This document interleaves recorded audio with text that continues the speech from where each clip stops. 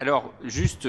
une petite chose, quand on parle de l'Union européenne, dans les classifications du droit international public, on appelle ça une organisation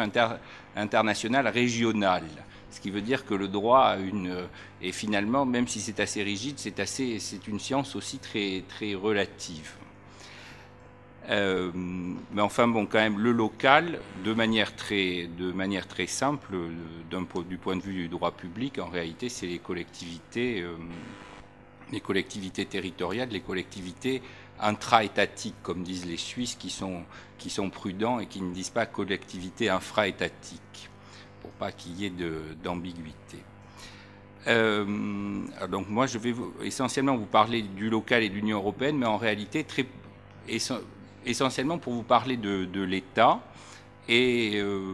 pour dire que dans tout ce paradigme de la multi-level governance et tout ce genre de choses, du point de vue du droit, ou enfin du point de vue du droit tel que moi je le vois, je crois que l'État garde une très grande centralité. Donc en réalité, je vais surtout vous parler de l'État. Dans le livret de présentation du colloque, il y a un certain nombre de choses qui sont rappelées sur finalement tous les liens qu'il y a entre l'Union européenne et les collectivités locales et tout ce que ça a changé pour les collectivités locales. Alors tout ça est tout à fait vrai et je ne vais pas revenir sur ce point.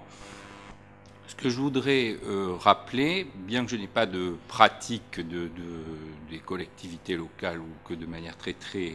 limitée, c'est que je crois qu'il ne faut pas négliger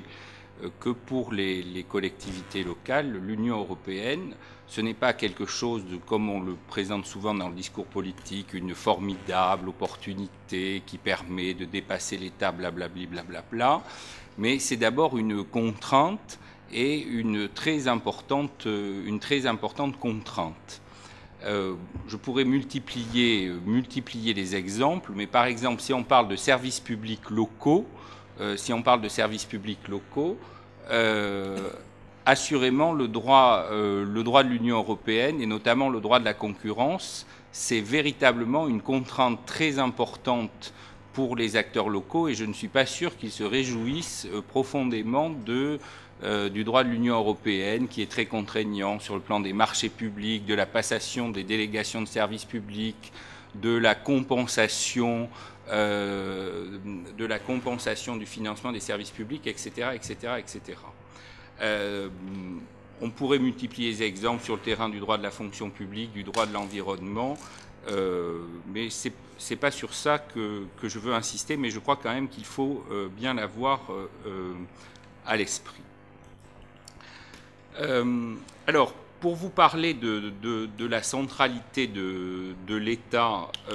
dans ce duo Union européenne-collectivité locale, je voudrais rappeler quelques éléments qui relèvent du droit international public. Dans l'ordre juridique international, dont relève, on peut le dire, l'Union européenne, dans l'ordre juridique international, seul l'État est un sujet de droit capable d'imputation, c'est-à-dire que les individus, les personnes physiques, les personnes morales, quelles qu'elles soient, mises à part l'État, et donc y compris les collectivités territoriales, ne sont pas capables d'imputation, c'est-à-dire qu'elles ne sont pas des sujets de droit à qui on peut imputer des actes juridiques dans l'ordre juridique international. Donc ça veut dire que le seul acteur au sens juridique dans l'ordre juridique international, c'est l'État ou éventuellement des sujets qui dérivent des États, c'est-à-dire les organisations internationales. Alors, ce qui est intéressant, c'est que dans le cadre de l'Union européenne, et en dépit de tout le discours à la fois politique et académique sur l'Union européenne, sur son caractère spécifique d'objet politique non identifié, de sui generis, et je pourrais comme ça en défiler tout un tas du même type, les choses ne changent pas du tout. C'est-à-dire que dans le fonctionnement de l'Union européenne, dans le fonctionnement tel qu'il est conçu dans le droit, bien évidemment, dans le fonctionnement de l'Union européenne, les collectivités locales n'ont aucun rôle direct, et tout passe par l'État. Bon, une donnée de base, c'est que l'Union européenne, elle n'existe qu'en vertu de la volonté des États, et elle n'impose directement des obligations qu'aux États. Et les collectivités locales ne se voient imposer des obligations que parce qu'elles sont en réalité des organes d'une autre personne juridique qui est l'État. Mais elles ne sont pas reconnues en tant que personnes juridiques. Alors, là, il y a tout un tas d'exemples qu'on peut donner. Dans le cadre, par exemple, de la politique de cohésion économique, sociale et territoriale, le seul interlocuteur sur le plan juridique de l'Union européenne, c'est l'État, puisque c'est lui qui négocie au final avec la Commission européenne, et s'il y a des violations du droit de l'Union européenne commises par les collectivités territoriales, c'est uniquement l'État qui en répondra devant les organes de l'Union européenne. Alors bien évidemment, cela ne veut pas dire qu'en pratique, il y a tout un tas de procédés qui permettent aux collectivités locales de faire valoir leur point de vue à Bruxelles, par le lobbying, mais à cet égard, le lobbying du Conseil régional d'Aquitaine n'est finalement pas tellement différent, d'un point de vue juridique s'entend toujours, du lobbying de Google ou de l'association des femmes de la Méditerranée, etc., etc. Donc, un autre exemple qui est sans grand intérêt, mais très, très révélateur, je trouve, si on parle du comité des régions, je dis sans grand intérêt parce que je ne suis pas très convaincu de l'intérêt du comité des régions au niveau de l'Union européenne, mais le comité des régions, les membres du comité des régions sont nommés par les États. Donc ça veut dire que même dans cette hypothèse-là où on a voulu construire une représentation des collectivités intra-étatiques au niveau de l'Union européenne, la désignation des représentants passe par l'État. Donc finalement, dans ce système, où pourtant il y a tout un tas de règles qui s'imposent aux collectivités locales, il y a toujours cette interface entre l'État, entre l'Union et les collectivités locales, et c'est toujours l'État qui répond pour ces collectivités locales, qui ne sont finalement que des organes de l'État et qui n'ont pas d'existence propre au niveau de l'Union. Donc c'est à cet égard-là qu'à mon avis, il n'y a véritablement aucun changement par rapport au paradigme classique du droit international public. Alors, pour autant, ça ne veut pas dire qu'il n'y a pas quand même des choses qui changent et qui sont d'ailleurs assez intéressantes parce que finalement, elles s'inscrivent en dehors de cette idée que l'Union européenne et les collectivités locales, chacune de leur côté, l'une par le haut et les autres par le bas, pourraient permettre de dépasser l'État. Mais là, finalement, c'est la construction d'un système pluriel, mais dans lequel aussi l'État reste central. Alors c'est pour ça que je vous ai mis, c'est le seul document visuel que j'ai été capable de préparer, mais c'est normal parce que je suis professeur de droit, alors pas très doué.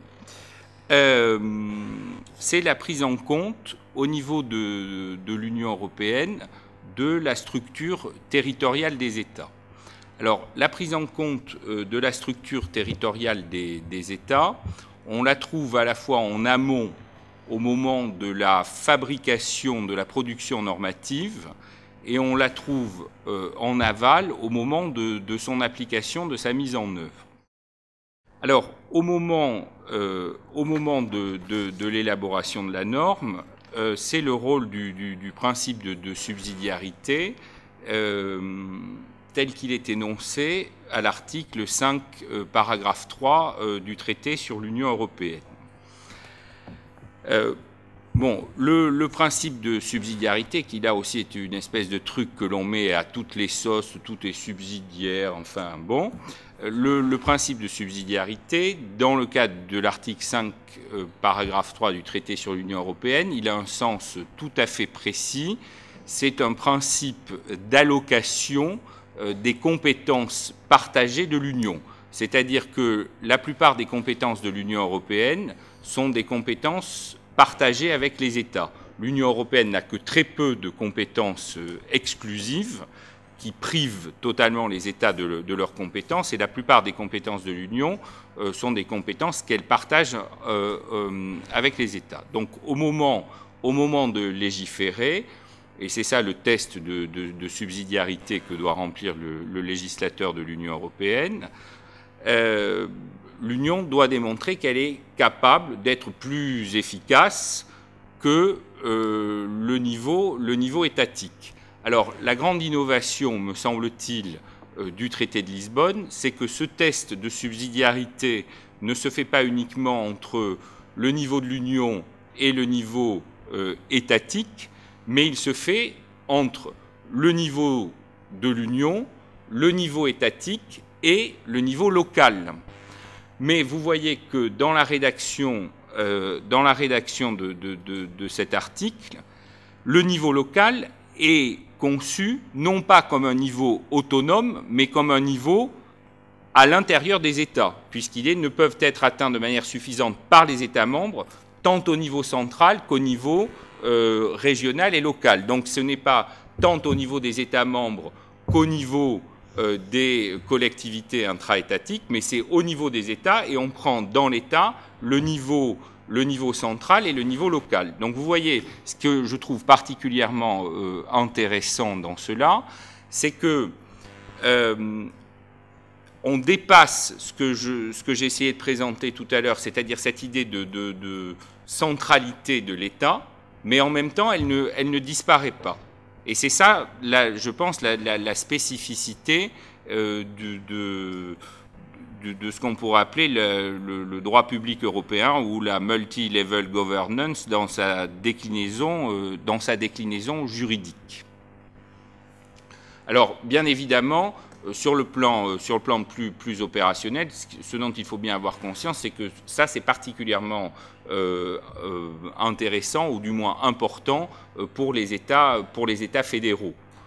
C'est très important pour les États fédéraux parce que, tout simplement, et notamment pour l'Allemagne, enfin, quand je dis les États fédéraux, il faudrait dire en réalité les États fédéraux et aussi les États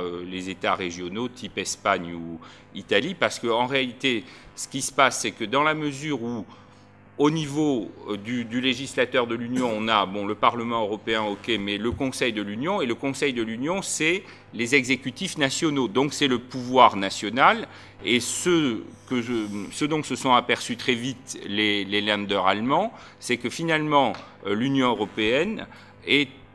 conduite à déposséder les Länder, les collectivités intra-étatiques, de leurs compétences, mais sans que ces collectivités intra-étatiques aient leur mot à dire. Donc là, ça permet de rétablir un peu les choses. Cette prise en compte du niveau local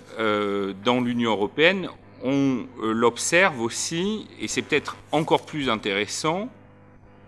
au niveau de la mise en œuvre des normes. Alors là, c'est ce qu'on voit dans l'article, enfin non, on ne le voit pas d'ailleurs, mais c'est ce qui découle, de l'article 4, paragraphe 2 du traité sur l'Union européenne, qui affirme de manière très intéressante que l'Union respecte les structures fondamentales politiques et constitutionnelles des États membres, y compris en ce qui concerne l'autonomie locale et régionale. Donc ça veut dire, là aussi, on est toujours dans la même idée, c'est-à-dire que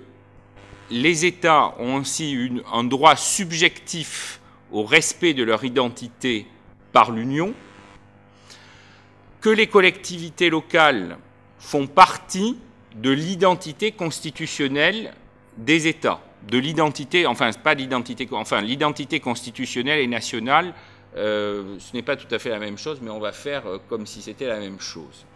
Donc ça veut dire que le niveau local, là aussi, est pris en compte, mais uniquement par le prisme de l'État. Alors, pour finir, parce que sinon ça ne serait pas du droit, je vous donne un petit arrêt de la Cour de justice pour que le charme soit juridique, ou le dégoût juridique soit intégral.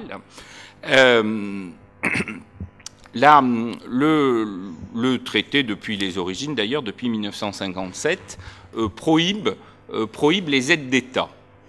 La Commission européenne, la Cour de justice de l'Union, pour des raisons assez évidentes, ont une définition très extensive de la notion d'aide d'État, et notamment mettent dans la catégorie aide d'État des dispositifs fiscaux sélectifs qui bénéficient à certains secteurs de l'économie plutôt qu'à d'autres. Donc ça veut dire qu'un des critères de la notion juridique d'aide d'État, c'est la sélectivité. Mais quand, au niveau d'un État, des collectivités intra-étatiques ont des compétences fiscales, ça veut dire bien évidemment que les dispositifs fiscaux, dans tel ou tel domaine, peuvent varier d'un État à l'autre. Donc ça veut dire qu'au niveau de l'État, il y a bien une sélectivité, puisque finalement les entreprises de la région machin vont bénéficier d'un système fiscal plus avantageux que les entreprises de la région d'à côté. Alors, du coup, ça veut dire que si on applique ce principe de sélectivité de manière automatique, cela porte atteinte à l'autonomie fiscale des collectivités intra-étatiques. Alors, ce qui est intéressant, c'est que la Cour de justice, dans un arrêt qui concernait l'Espagne, a estimé, en se fondant sur cette notion du respect de l'identité nationale des États, y compris au niveau de leur structure constitutionnelle, du moins de la séparation verticale des pouvoirs, qu'elle pouvait prendre en compte cet élément. Autrement dit, ça veut dire que si, dans un système étatique, la Constitution nationale, mais c'est la Constitution, donc là, si on parle de Constitution, on retrouve l'État, puisque c'est l'acte fondamental de l'État, si la Constitution reconnaît une autonomie fiscale, alors la Cour de justice pose des critères, reconnaît une autonomie fiscale, alors le critère de sélectivité n'a plus à s'appliquer.